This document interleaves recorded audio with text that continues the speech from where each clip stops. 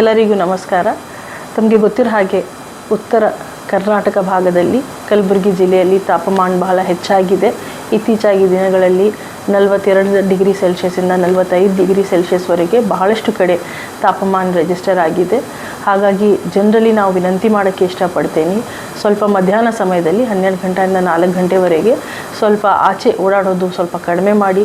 ನಮ್ಮ ಆರೋಗ್ಯ ಇಲಾಖೆ ಸಹ ಅವರು ಎಚ್ಚರಿಕೆ ವಹಿಸಿ ಎಲ್ಲ PHCಗಳಲ್ಲಿ, CHCಗಳಲ್ಲಿ, ತಾಲೂಕು ಹಾಸ್ಪಿಟಲ್ಗಳಲ್ಲಿ ಮತ್ತು ನಮ್ಮ ಜಿಮ್ಸ್ ಆ್ಯಂಡ್ ಅದರ್ ಗೌರ್ಮೆಂಟ್ ಫೆಸಿಲಿಟೀಸಲ್ಲಿ ನಾವು ಸ್ಪೆಸಿಫಿಕ್ ಆಗಿ ಹೀಟ್ ರಿಲೇಟೆಡ್ ಕಾಂಪ್ಲಿಕೇಶನ್ಸ್ಗೋಸ್ಕರನೇ ಎಲ್ಲರಿಗೆ ಟ್ರೈನಿಂಗ್ ಸಹ ಕೊಟ್ಟಿದ್ದೀವಿ.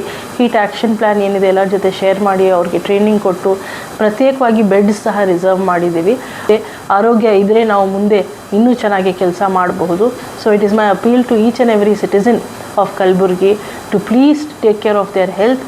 The government mechanism is equipped. Taluk ಮಟ್ಟದಲ್ಲಿ ಇರಬಹುದು, ಹೆಲ್ತ್ ಡಿಪಾರ್ಟ್ಮೆಂಟ್ ಇರಬಹುದು, ಪ್ರತಿಯೊಬ್ಬರು ನಾವು ಸಜ್ಜಾಗಿದ್ದೀವಿ ತಮ್ಮೆಲ್ಲರಿಗೆ ಸಹಾಯ ಮಾಡೋಕ್ಕೆ.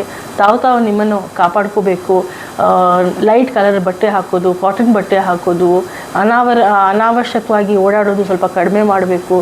ಬೆಳಗಿನ ಅಥವಾ ಸಂಜೆ ಸಮಯದಲ್ಲಿನೇ ಎಲ್ಲ ಕೆಲಸಗಳು ಮಾಡ್ಕೊಳ್ಳೋ ರೀತಿ ಸ್ವಲ್ಪ ತಾವು ಈ ಒಂದು ಬೇಸಿಗೆ ಕಾಲದಲ್ಲಿ ಎಚ್ಚರಿಕೆ ವಹಿಸಬೇಕು ಅಂತ ನನ್ನ ಕಡೆಯಿಂದ ವಿನಂತಿ. Thank you.